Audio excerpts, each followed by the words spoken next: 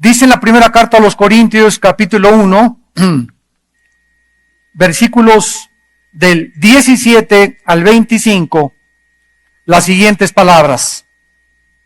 1 Corintios, capítulo 1, 17 al 25. Porque no me envió Cristo a bautizar, sino a predicar el Evangelio, no con sabiduría de palabras, para que no se haga vana la cruz de Cristo. Porque la palabra de la cruz es locura a los que se pierden, pero a los que se salvan, esto es, a nosotros, es el poder de Dios. Pues está escrito, destruiré la sabiduría de los sabios y desecharé el entendimiento de los entendidos. ¿Dónde está el sabio? Pregunta Dios. ¿Dónde está el entendido? ¿Dónde está el escriba? ¿Dónde están todos los escritores y los disputadores y los que se dicen en este mundo sabios? ¿Que no ha enloquecido Dios la sabiduría del mundo, como lo hizo con los mayas? Pues ya que la sabiduría de Dios, el mundo no conoció a Dios mediante la sabiduría, agradó a Dios salvar a los creyentes por la locura de la predicación. Porque los judíos piden señales, los griegos buscan sabiduría, pero nosotros predicamos a Cristo crucificado. Para los judíos ciertamente tropezadero y para los gentiles locura, mas para los llamados, así judíos como griegos, Cristo poder de Dios y sabiduría de Dios. Porque lo insensato de Dios es más sabio que los hombres, y lo débil de Dios es más fuerte que los hombres. Este pasaje fue el que me ayudó a mí hace 33 años a conocer a Dios. Después de haber estudiado diversas doctrinas, religiones, cultos, sectas, budismo, el islam, el catolicismo romano, judaísmo, etcétera, etcétera, cuando me enfrento con este pasaje, me doy cuenta que nos estamos enfrentando con un Dios cuyos pensamientos no son nuestros pensamientos. Y que el intelecto del ser humano es absolutamente limitado. Y si nosotros queremos trascender o querer transgredir el límite del intelecto que Dios nos ha dado, acabamos locos.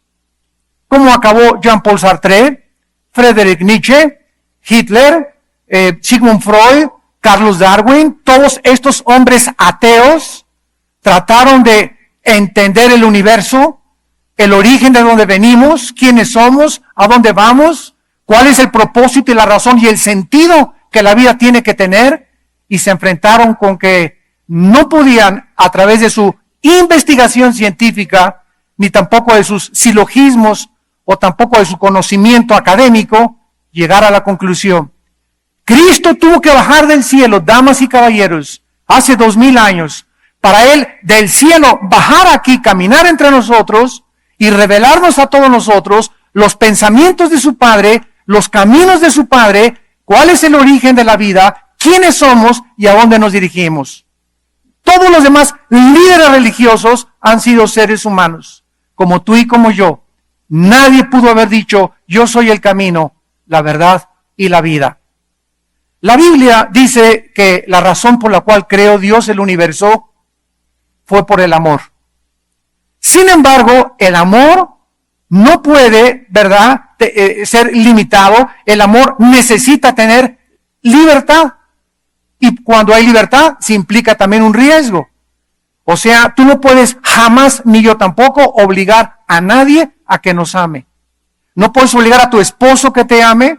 No puedes obligar a tu esposa que te ame. No puedes obligar a tus hijos. El amor necesita libertad. Necesita escoger voluntariamente, amar, someterse, seguir o adorar. Pero al mismo tiempo que Dios le da libertad a las criaturas, Dios corrió el riesgo para que cuando las criaturas abusaran de esta libertad, que es las malas acciones y lo que la Biblia llama el pecado, en ese momento la criatura se hacía responsable moralmente delante de Dios.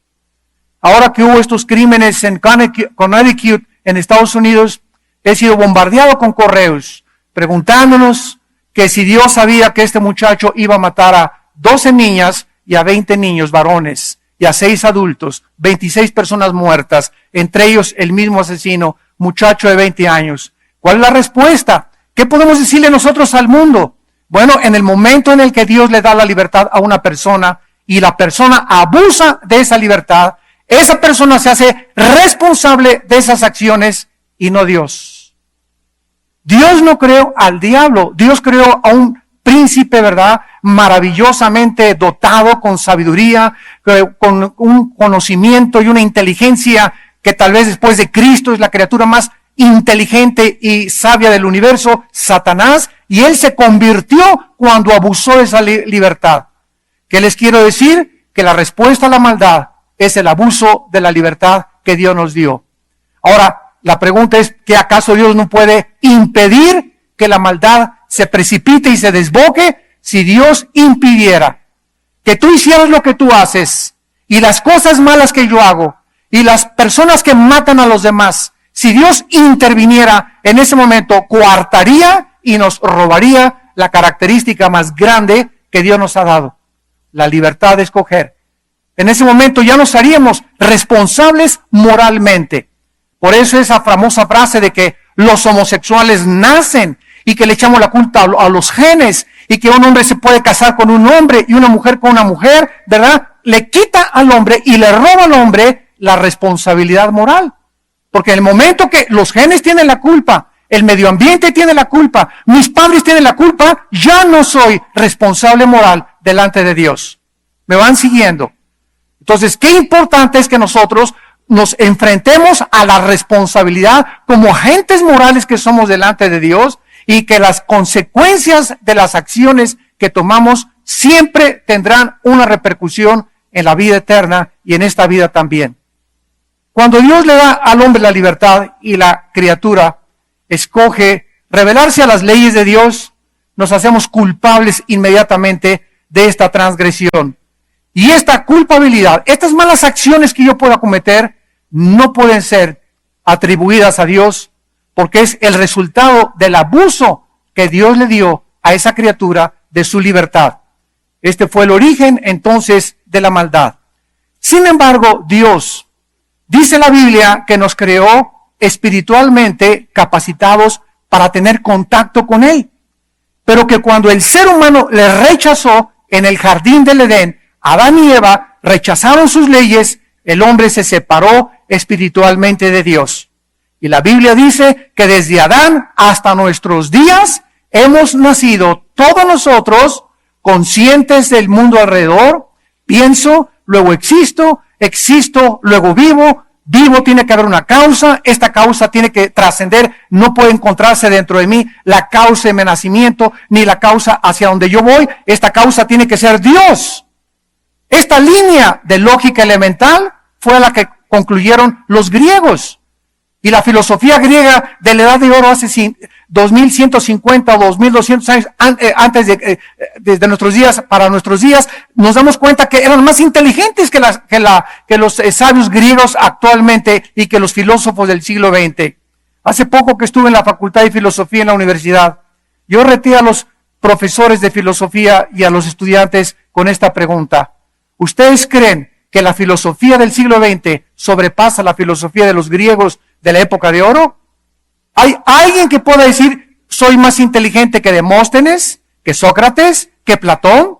Entonces, ¿ha evolucionado la filosofía? En lo absoluto, no ha evolucionado. Seguimos especulando, seguimos hipotetizando, seguimos filosofando y nunca llegamos al conocimiento de la verdad. Porque la verdad se encuentra en la persona del Hijo de Dios. En Cristo están escondidos todos los tesoros de la sabiduría y del conocimiento.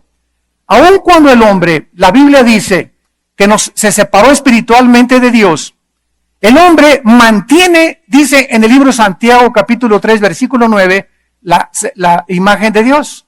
No perdimos la imagen de Dios. Está deteriorada dentro de nosotros. Y esta es la razón. Cuando el hombre perdió y se separó espiritualmente de Dios, el hombre, por traer la eternidad, como decía Sigmund Freud, el hombre es incorregiblemente religioso. Inventamos las religiones. Y el budismo, el zoroastrismo, catolicismo romano, el islam, el mormonismo, llámale la religión que tú quieras, todas las religiones del mundo tienen el mismo factor común denominador. Sin ninguna excepción, todas las religiones te enseñan que necesitas portarte bien para entrar al cielo o para agradar a los dioses y, en segundo lugar, sacrificios humanos o algún tipo de sacrificio, irte de rodillas durante 1 kilómetro para que te acepte Dios y te diga, mira, Señor, mis rodillas sangrando, ya viste todo lo que estoy haciendo por ti, sana por favor a mi hijita, o trae a mi esposo que se fue, o trae a mi esposa que me dejó. Todas estas características paganas de las religiones son el factor común denominador. Y de repente abrimos la Biblia y nos encontramos con un mensaje totalmente, diametralmente opuesto a las religiones inventadas por nosotros. El mensaje de la cruz, el mensaje de la Biblia dice así: ven cómo estás a la cruz y tus pecados son perdonados por la fe en lo que hizo Cristo en esa cruz. Esta sabiduría hace pedazos el conocimiento humano, porque por naturaleza anhelamos nosotros hacer algo para poder entrar al cielo. Como una vez una persona muy religiosa en un debate en televisión me agredió diciéndome, es que ustedes los cristianos la ponen muy fácil, nada más creer y ya, ¿verdad? No solamente es nada más creer, es que cuando tú crees verdaderamente, después de que crees y que tienes la salvación, el fruto de tu relación con Dios son las buenas obras. Pero no hacemos buenas obras para que Dios nos acepte, hacemos buenas obras como resultado y como el fruto de que ya tenemos dentro de nosotros la salvación. Por más buenas obras que tú hagas, puedes haber hecho 5 asilos, haber construido 50 orfanatorios, darle todo el dinero a los pobres. Lo que hagas en la vida no te puede aceptar Dios. ¿Por qué? Porque la Biblia dice y tiene el mensaje que la única forma que somos aceptados es a través de la muerte de su Hijo en la cruz del Calvario.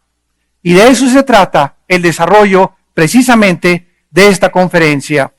Vemos aquí en el pasaje que acabamos de leer, que el apóstol Pablo cita en el versículo 18 que este mensaje es locura. Este mensaje es algo que la gente no acepta de inmediato, como los griegos en los tiempos de Cristo. ¿Cómo puede este hombre decir que es el Hijo de Dios colgado en un madero, cuando nuestros dioses eran poderosos? Llegan los judíos, pero es que no puede ser que este hombre sea el Hijo de Dios. La misma Torá nos enseña en Deuteronomio que maldito es el colgado en un madero. No puede ser el Hijo de Dios. Tanto los judíos como los griegos, o sea, los representantes de la religión como de la filosofía, chocaron cuando Jesús colgaba y abría sus brazos en la cruz. Y todos consideraban una tragedia. ¿Cómo puede llamarse Dios este hombre? Si Dios es Dios, que se salve a él mismo, que su Padre venga y que lo salve. ¿Cómo permite su Padre que le pongan espinas en la cabeza, que le agujeren las manos de los pies, que lo hagan un guiñapo humano, porque era un guiñapo humano Cristo en la cruz del Calvario? Y esta intelectualidad de los griegos y de los judíos chocó con el mensaje, porque en esa cruz se encontraba la sabiduría de Dios, haciendo loca la sabiduría de los seres humanos. El contenido y el mensaje de la cruz es debido a que la Biblia dice que si tú quieres hacer la paz con Dios, si tú quieres conocer a Dios, no lo puedes hacer más que a través del sacrificio de su Hijo Jesucristo en la cruz. Dice en el libro de los Efesios capítulo 2, versículo 16, mediante la cruz reconcilió. En la cruz el Hijo nos unió a su Padre en un cuerpo, matando en ella las enemistades. En Colosenses 1, versículo 20, dice la Biblia, y por medio de él reconciliar todas las cosas, las que están en la tierra como en los cielos, haciendo la paz mediante la sangre de su cruz. Damas y caballeros, no tenemos que andar buscando sacrificios, no tenemos que andar buscando filosofías y la cultura de los mayas y de los toltecas y de los griegos y de los romanos. No hay nadie que se pueda comparar con el Hijo de Dios. No hay ningún líder religioso que haya dicho las palabras que Cristo dijo. El impacto de Jesucristo en la historia es tan abrumador y tan asombroso que es el único personaje del cual se celebra su nacimiento ahora en Navidad.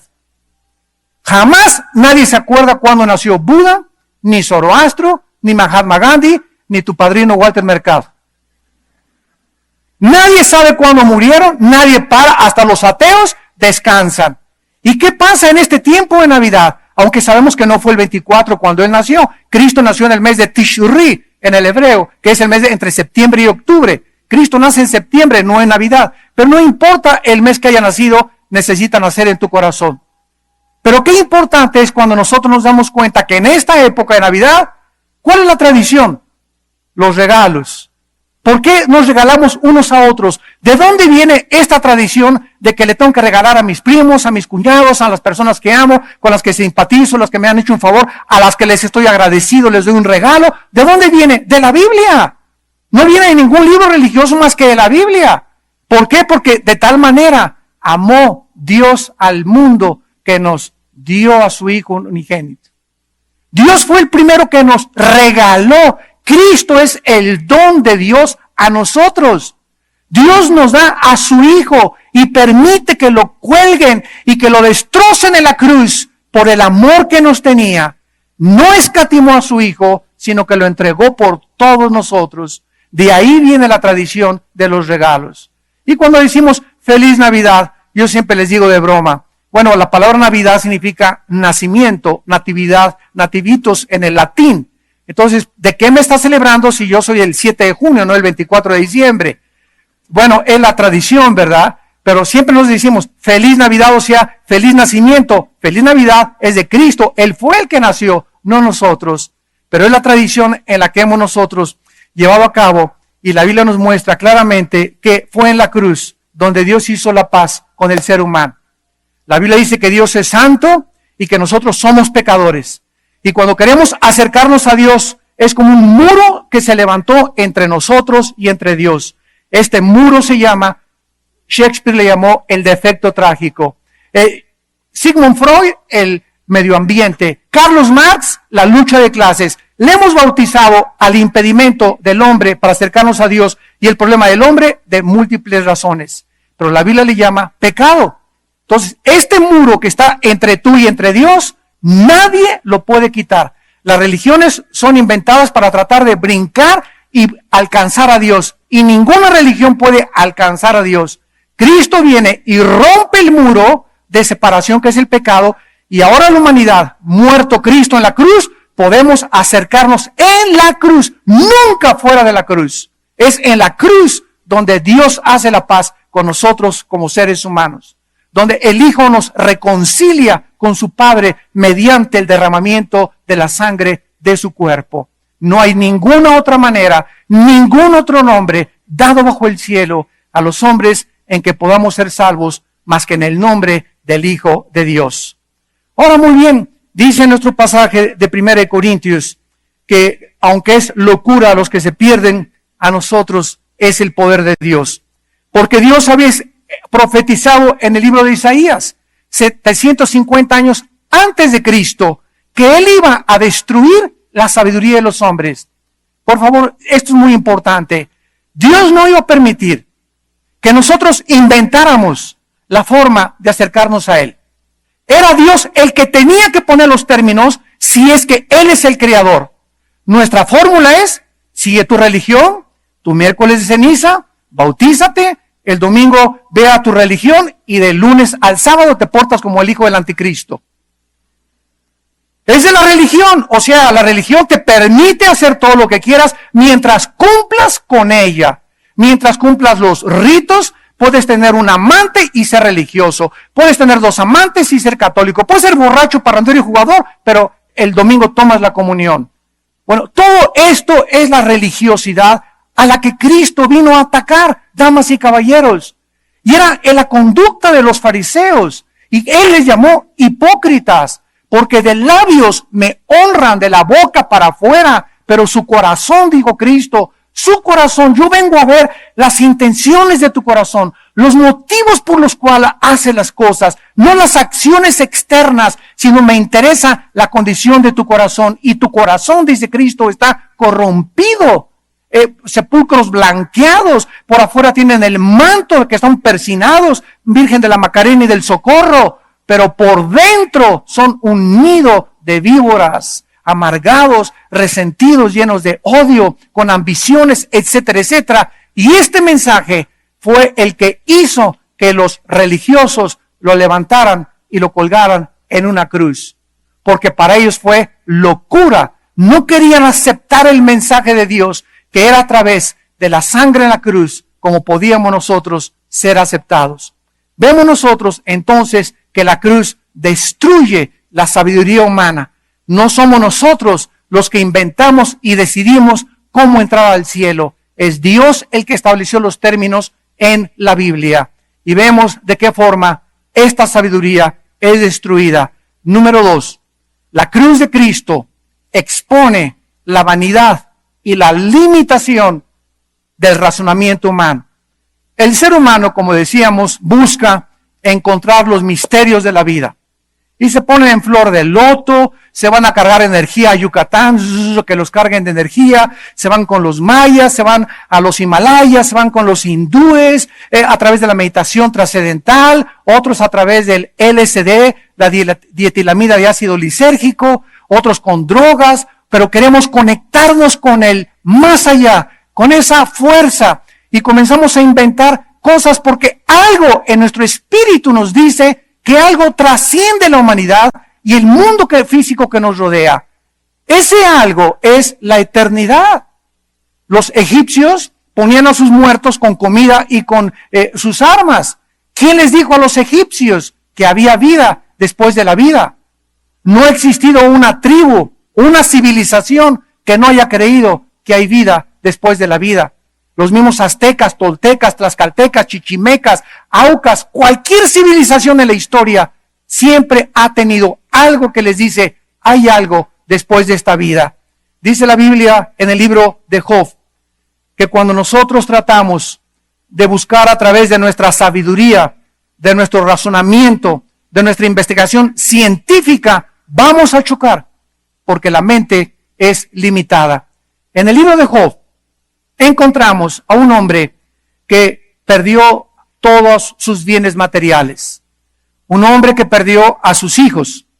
Y la Biblia nos corre las cortinas en el libro de Job, que tiene la misma antigüedad que el libro del Génesis, la época de los patriarcas, y nos muestra que lo que estaba sucediendo aquí en la tierra tenía una repercusión espiritual. Había una confrontación cósmica entre el bien y el mal en el cielo y se estaba librando aquí abajo en la tierra. Job fue un hombre que perdió absolutamente todo y en su intelectualidad trató de encontrar la razón de por qué Dios había permitido que le quitaran a sus hijos. ¿Por qué Dios había permitido que perdiera su trabajo? ¿Por qué Dios había permitido una enfermedad que tenía de la punta de los pies a la punta de la cabeza? Una sarna maligna, tremenda.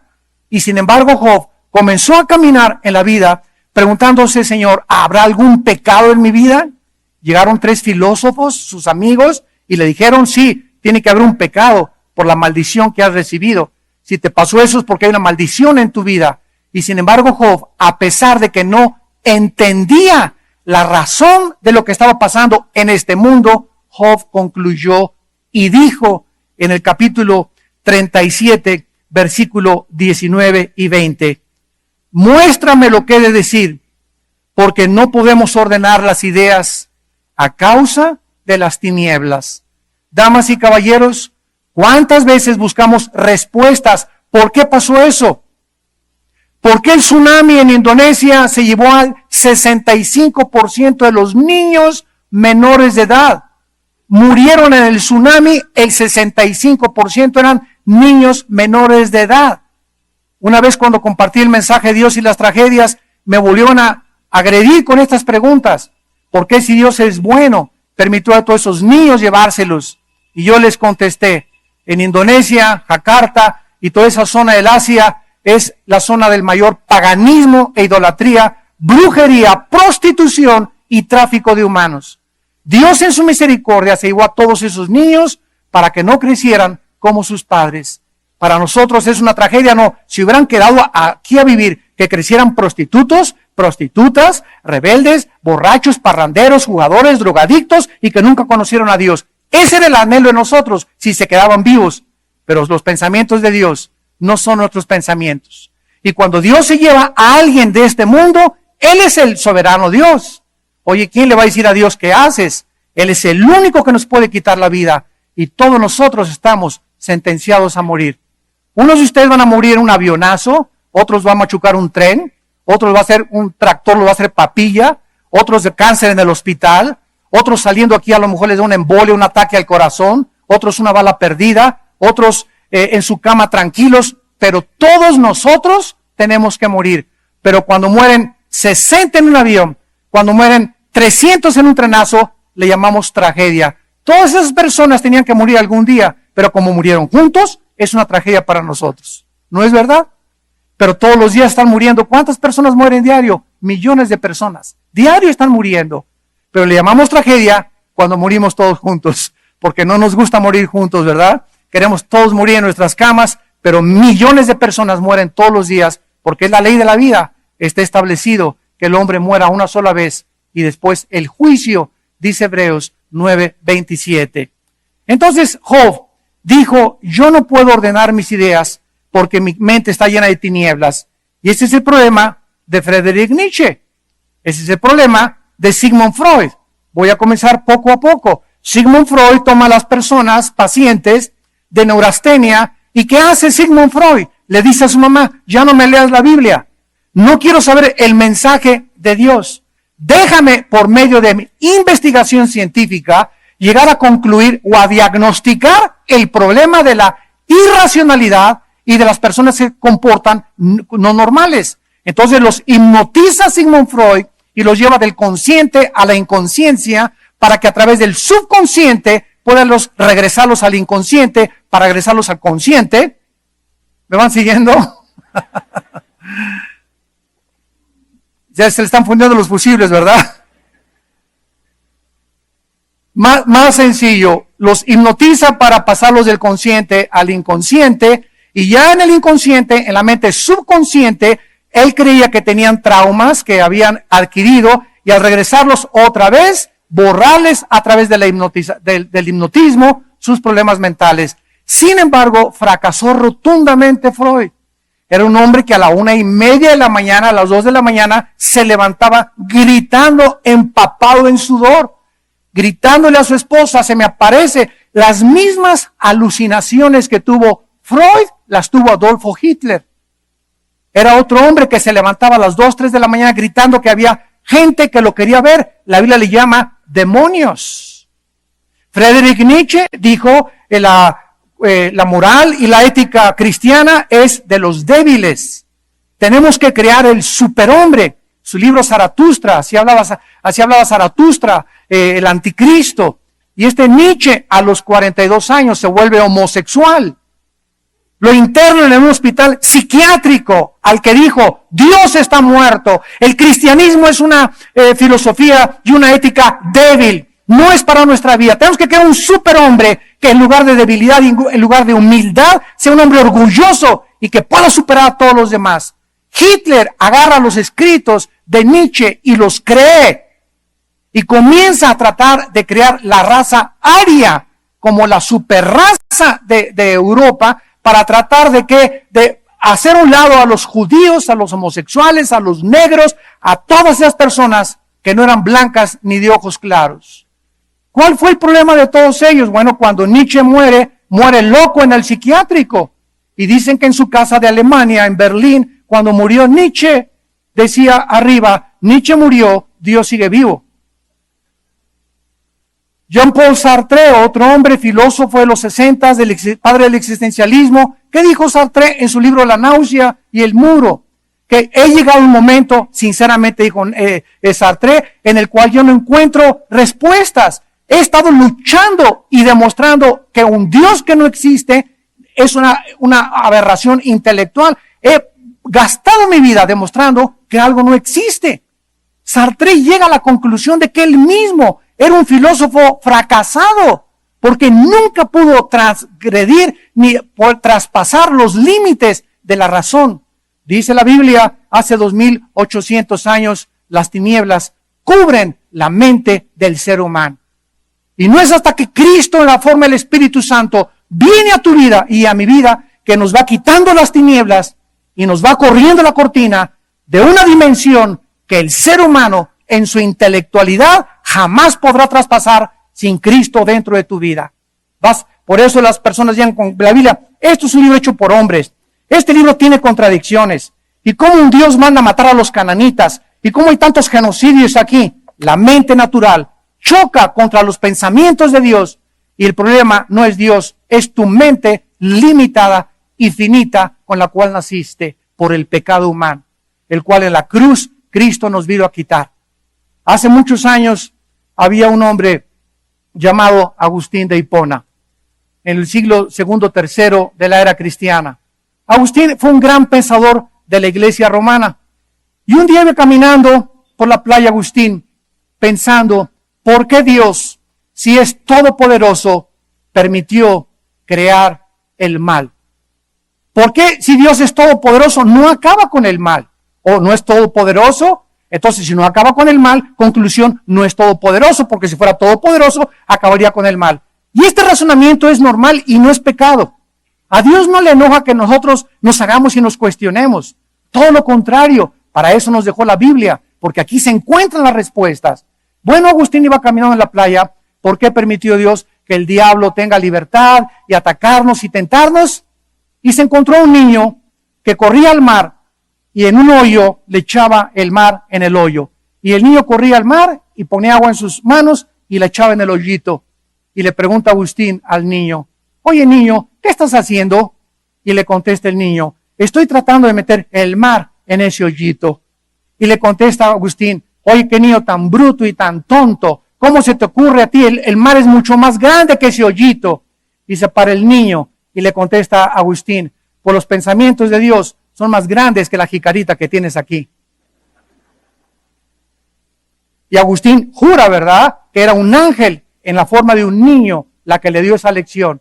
Y desde entonces Agustín comenzó a entender algo que es básico y que es absolutamente fundamental para conocer a Dios, la humildad. Si no reconocemos nuestra incapacidad y nuestra limitación intelectual y humana y científica y tecnológica, entonces nos volvemos dioses. Y si no reconoces que necesitas a Dios y que hay algo que va mucho más allá de tu comprensión y de tu intelectualidad y de tu razonamiento, a pesar de tus títulos honoríficos que tú tengas, eres un soberbio. Y es la soberbia humana intelectual la que hizo que Freud, Nietzsche, Carlos Marx, Stalin, Hussein, Gaddafi y todos los dictadores y todo el mismo perfil psicológico de todos los grandes que se han creído dioses, Alejandro el Magno, todos estos hombres en la historia se ensoberbecieron y cuando llegaron a las alturas, ya cuando subes arriba, ya no hay aire. Entonces allá se marearon. Todos los que se sientan en la silla presidencial y en el trono se marean. ¿Por qué? Porque no fuimos hechos para subir a la cúspide ni del éxito, ni de la fortuna, ni del dinero sin Dios. Necesitamos a Dios en nuestras vidas. Y ese Dios que estás buscando en tantos conceptos y en tantas religiones se encuentra en la cruz. Porque es en la cruz donde Él nos habló. Y es en la cruz donde lo podemos encontrar. No hay otra forma, dice la Biblia, más que la cruz. Dice en segundo lugar que la cruz destruye la sabiduría porque nos revela la raíz de nuestros problemas. Cuando nosotros damos consejería matrimonial, siempre llegan los matrimonios. Mi marido con cara de avestruz, esto y esto y esto. Y la señora, pues, no, es que ella con la cara de caimán que tiene mi esposa, y vemos al hombre y vemos a la mujer, siempre culpando o a uno o al otro. ¿Y cuál es la filosofía y la sabiduría salomónica de la Biblia? cualquier persona que viene a consejería, siempre comenzamos preguntándoles, ya no me digas nada de tu esposa o que tu hijo se fue. Tú, ¿cómo estás con Dios? Siempre tratamos de buscar y arreglar la vida de los demás. Ay, por favor, oren por mi abuelita, ore por mi hija que se fue a la prostitución, o mi hija cogió las drogas, pero tú, ¿cómo te encuentras? ¿Quieres cambiar la vida de tu familia cuando tú estás lleno todavía de podredumbre? Cuando tú cambies y cuando aceptes a Cristo, tendrás el poder de orar. Dios te va a escuchar y tus oraciones harán que tu familia pueda cambiar. Pero si no cambiamos nosotros interiormente, ¿por qué estamos buscando siempre echarle la culpa a alguien más de nuestra infelicidad y de nuestra tragedia, de nuestra amargura y nuestras decepciones y desilusiones? Esa es la mente humana, siempre buscando la irresponsabilidad para hacernos víctimas de las circunstancias. La Biblia nos dice en Jeremías capítulo 17, versículo 9, algo que no le gusta a ningún psicólogo ni a ningún psiquiatra que no tenga al Espíritu de Dios. ¿Cuál es el diagnóstico de la psicología y a la conclusión que llegó Freud? Que el problema se encuentra, ¿dónde? En la psique. El problema se encuentra en la psique. Freud, si hubiera tenido la humildad para hacerle caso a su madre, que le leía la Biblia, hubiera pasado y dado un brinco y se hubiera descubierto que el problema no está en la psique, está en algo mucho más profundo que la Biblia llama el espíritu. El problema humano es espiritual, no es mental. La mente está funciona como funciona, y la mente hace lo que hace porque el espíritu está enfermo. Y no es hasta que el espíritu sea sanado, damas y caballeros, que tu mente puede comenzar a ser normal. Todo lo que llaman manías depresivas, psicótico, esquizofrénico, paranoico, etcétera, etcétera. Frases con las cuales se ha clasificado los problemas mentales. La Biblia le llama, el origen está en el pecado.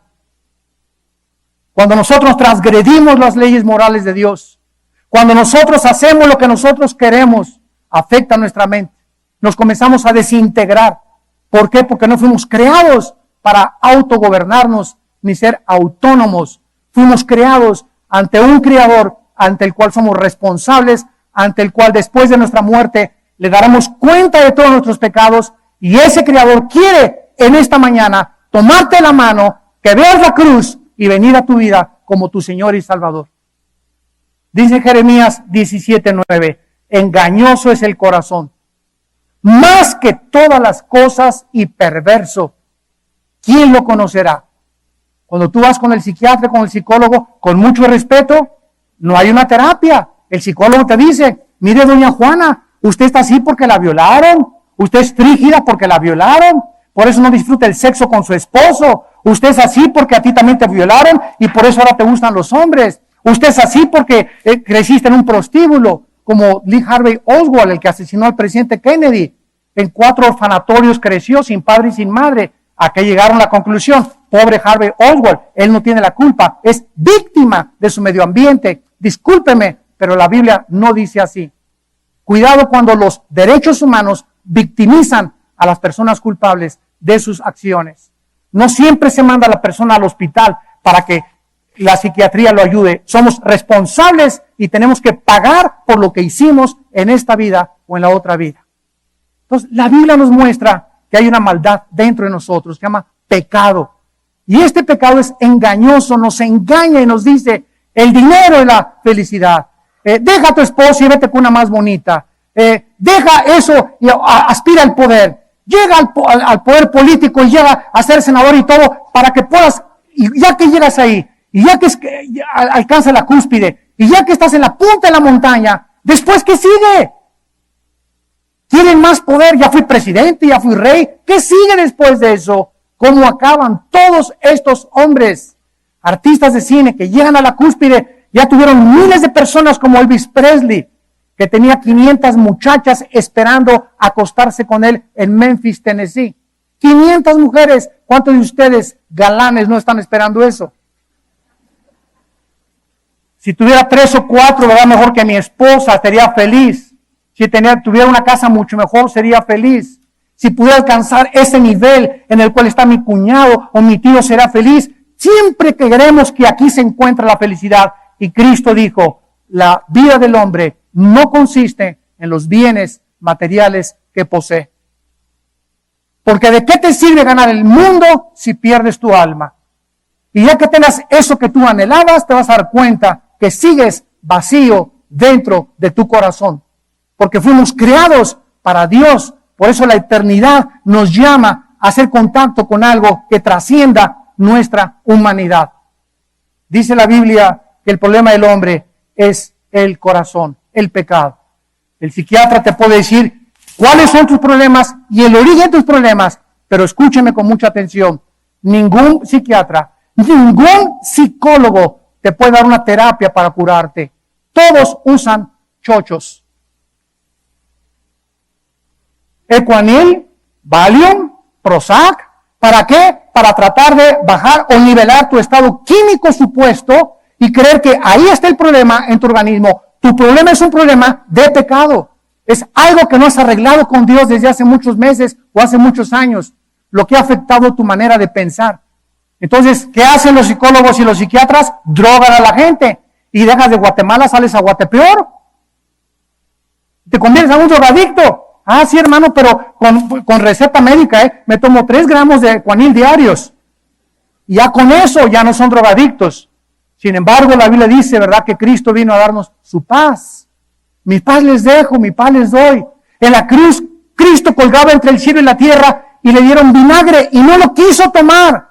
Porque Él no quería ningún anestésico, quería en sus 5 sentidos morir y pagar por nuestros pecados. Él aceptó todo lo que el mundo le ofrecía, porque Él tenía que cumplir la voluntad de su Padre. Y finalmente, el mensaje de la cruz de Cristo nos habla de 3 cosas importantes. En primer lugar, del amor de Dios. ¿Cómo podía Dios demostrarnos que nos amaba? Alguien me dijo, yo quisiera que Dios me mostrara su amor y que sanara a mi papá, que sanara a mi hijo, que me diera dinero, que me diera un mejor trabajo, que me fuera a Orlando estas vacaciones, que fuera a Disneylandia, etcétera, etcétera, o que hubiera sanidades en mi familia.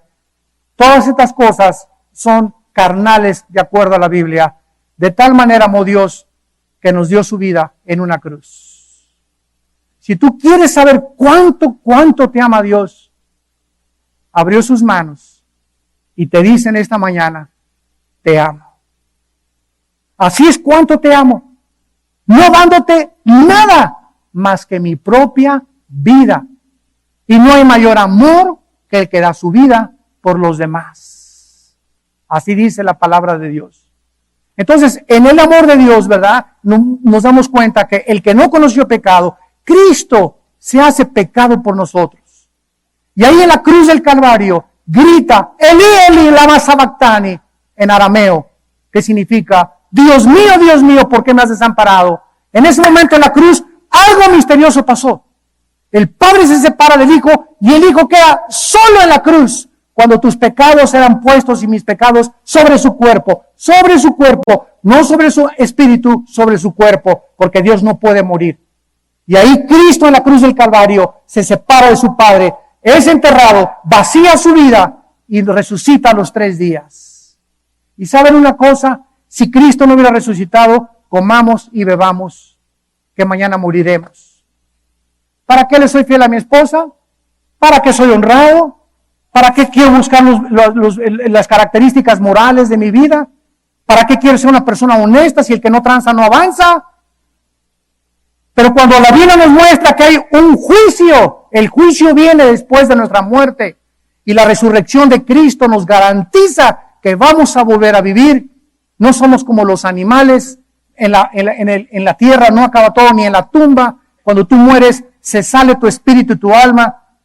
Génesis capítulo 35, tu cuerpo lo pueden cremar, se lo pueden comer los tiburones, puede morirte quemado en una casa, no importa lo que tu cuerpo le hagan, puede caer en un avión y quedar desparramado tu cuerpo por todo un campo, no importa el cuerpo, es el envase, es la cárcel donde está nuestra alma y nuestro espíritu. Al morir el cuerpo se deshace o se lo comen los gusanos, pero sale de nosotros como la mariposa. Comenzamos a ser libres por primera vez y nos damos cuenta que valió la pena vivir para Jesús. Que para nosotros el vivir es Cristo y morir es ganancia. Que dichosos y felices los que mueren en el Señor, porque han descansado de sus obras. Que anhelamos en nuestro corazón todos los días decirle: Cristo, ven pronto por nosotros. Sácanos de esta prisión que es el cuerpo, para que tengamos un cuerpo resucitado, incorruptible, semejante al cuerpo de la gloria tuya. Qué maravillosa esperanza nos da la Biblia, no los mayas. Virgen de la Macarena. En segundo lugar, Dios nos habla en la cruz de su sabiduría. Dios escoge este mensaje: crean en mí y sean salvos todos los términos de la tierra. Cuando Cristo estaba en Getsemaní, cayó de rodillas y comenzó a transpirar sangre por su piel. Y en ese momento entró en un estado de tensión tan profundo, tan inexplicable, que se llama hermatodosis científicamente, lo que le pasó a Cristo cuando la sangre sale de las células y de la piel. Y Cristo le dice a su Padre: Padre, si es posible, en otras palabras, ¿no hay otra forma de salvarlos? ¿Por qué no les dices: mis chiquilines, pórtense bien, mis nenes, cada quien siga su religión, y entonces todas las religiones llevan a mí, y todas las religiones que ustedes han inventado, ¿verdad?, son buenas, y al final los voy a recibir? Eso no es el mensaje de la Biblia. Ese es el mensaje de las religiones y del paganismo. La Biblia dice: sin derramamiento de sangre no hay remisión de pecados. ¿Y qué le dijo el Padre? Soy infinitamente sabio, el Dios creador de los cielos y la tierra. No hay otro camino. Tienes que morir en una cruz.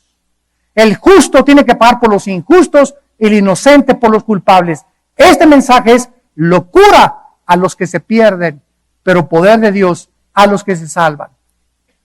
Un día en una universidad aquí cerca de Satélite, estaba compartiendo yo el mensaje de la creación o de la evolución y demostrando lo anticientífico de la evolución y las evidencias científicas de la Biblia, cuando el maestro universitario enfrente a los alumnos me quiso ridiculizar diciéndome: ¿a poco ustedes de los que creen que Adán y Eva? Y yo le contesté: ¿y a poco ustedes de los que creen que venimos del chango? ¿Cuál es más locura? ¿Cuál es más locura? Si eres científicos que nos acompañan, intelectuales que nos acompañan, tú te llamas científico, te llamas intelectual y ateo, y crees esas tonterías, cuando no hay una evidencia científica que tengamos una selección natural, ni que vengamos de los animales. Una sola cambio genético entre una mutación entre una especie y otra especie no existe. Por eso se llama teoría de la evolución. Pero eres ateo y lo crees, eres doctor y lo crees. Profesando ser sabios, se hicieron necios, dice la Biblia. Entonces, atacan este mensaje. ¿A poco Adán y Eva? ¿A poco crees el Génesis? Pues ¿a poco crees que vienes de chita? Tal vez por eso te portas como te portas. Y finalmente, Cristo nos habla en la cruz de la profundidad del pecado. Si hubiera habido otra manera en la que hubiéramos podido ser salvados, Dios nos lo hubiera dicho. Pero la Biblia es bien clara: no hay otro nombre, no hay ningún santo, ningún papa, ningún cardenal, ningún padre, ningún pastor, ningún líder religioso, no hay nadie que nos pueda salvar más que el nombre de Jesucristo. Nada más.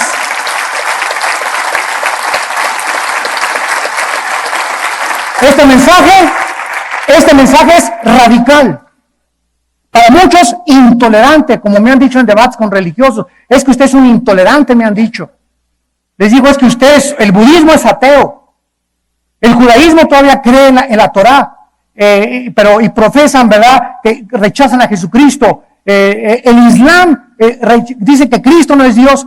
Y les digo a todos los religiosos, entre ustedes mismos no se ponen de acuerdo. Ninguna religión coincide. Entre ellos se atacan. Entonces, ¿cuál es la verdad de todas las religiones? El cristianismo no es una religión. Ni está considerada como una religión, sino como una relación personal, viva, dinámica, orgánica con el Hijo de Dios. Tú puedes ser católico e irte al infierno. Puedes ser protestante e irte al infierno. Puedes ser mormón, testigo, presbiteriano, bautizado y remojado. Y condenarte eternamente. ¿Por qué? Porque no es la religión la que salva, entiéndelo, es la persona de Cristo en la cruz.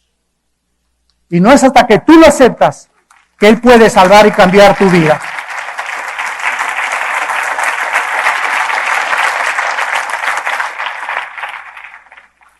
Y finalmente, en los tiempos tan difíciles que estamos viviendo, damas y caballeros, tenemos un mensaje a causa de la esperanza que nos está guardada en los cielos, de la cual estamos oyendo en esta mañana. Estas palabras son palabras de vida, no son palabras intelectuales a tu cerebro. Estas palabras de la Biblia entran y penetran en lo más profundo de tu espíritu. Por eso ahorita te sientes conmovido, porque es Dios a través de la Biblia, no yo, es la Biblia. Yo solamente te digo lo que la Biblia dice, pero estas palabras son fieles y verdaderas. Y estas palabras son las que pueden transformar tu vida y darte la fortaleza para seguir adelante hasta que Él venga por nosotros. Te van a levantar de la depresión en la que veniste, te van a dar esperanza. Te dejó tu esposa, te dejó tu esposo, te dejó tu perro y tu perico, tus padres, eres huérfano, no conociste a tu padre, nunca tienes a madre. Hay un Dios que es nuestro Padre Celestial y quiere entrar a tu vida en esta mañana y quiere transformar tu corazón y quiere decirte que Él es el camino, la verdad y la vida. Y Él es el que te dice en esta mañana: no se turbe tu corazón ni tengas miedo. Si crees en Dios, cree también en mí. En la casa de mi Padre muchas moradas hay.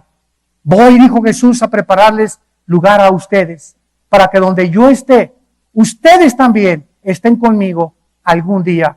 Y si me fuere y os prepararé el lugar, vendré otra vez y os tomaré a mí mismo, para que donde yo estoy, ustedes también estén. Yo soy la resurrección y la vida, y cualquiera de ustedes que crea en mí no morirá eternamente.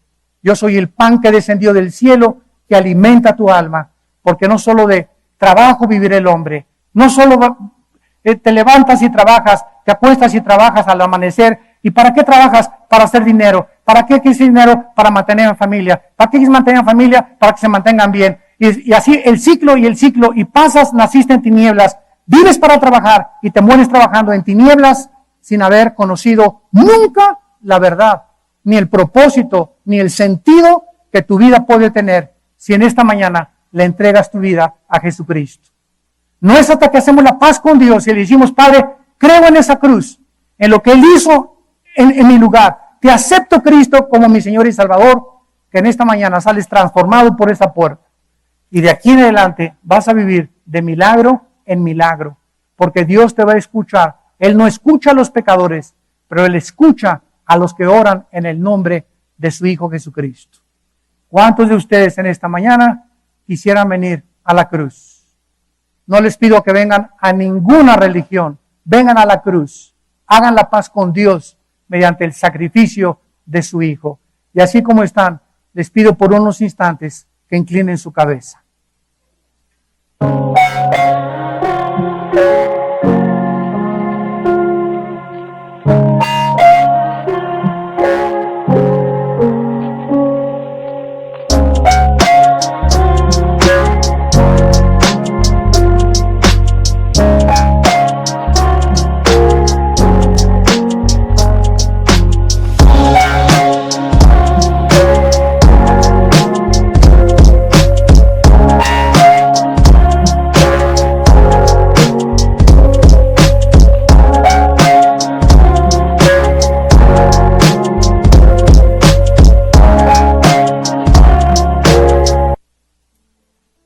Los que gusten pueden inclinar su cabeza y decirle a Dios en su corazón: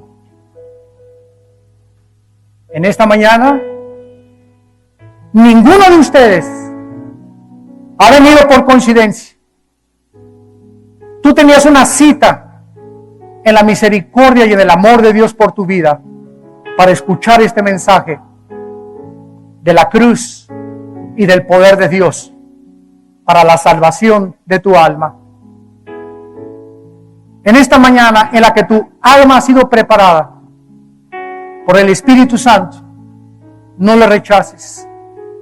No endurezcas tu corazón más. Ábrele tu vida a Jesús y dile ahí, con todo tu corazón y con toda tu alma: Señor mío y Dios mío, creo que en esa cruz tú pagaste en mi lugar lo que yo debería haber pagado. Con tu sangre me has lavado y te pido en este instante que entres a mi corazón. Te recibo como mi Señor y mi Salvador. Perdona mis pecados, lávame con tu sangre, y creo que a los 3 días resucitaste de entre los muertos para darme hoy la esperanza de que cuando yo muera, moriré en paz. Porque he hecho la paz contigo hoy mediante la muerte de tu Hijo, y me has dado la esperanza de resucitar en el día del juicio para presentarme delante de ti sin tener nada de a qué avergonzarme, porque todo lo hizo tu Hijo Jesucristo en mi lugar. Señor Jesús, entra a mi vida, te recibo como mi Señor y mi Salvador. Dame el poder de vivir para ti, en el nombre de Jesús. Amén. Gracias a Dios por este libro. El libro de los libros, la Biblia. Dichosos y felices los pobres en espíritu, porque ustedes verán a Dios. Dichosos y felices los que lloran en esta mañana por sus pecados, que se han arrepentido sinceramente de su vida y que le han dicho a Dios esta mañana: Señor, perdóname. No puedo pagar con nada las maldades que he hecho, pero tu sangre en la cruz creo que me ha lavado totalmente y que soy una nueva criatura en Cristo Jesús. Dichosos y felices todos ustedes, los misericordiosos, los que tienen compasión de la gente, los que no ven a la gente como objetos para usarlos, sino que ven a las almas y a las personas como almas que necesitan esa mano amorosa tuya y mía para decirles que Dios les ama y que quiere hacer la paz con ellos.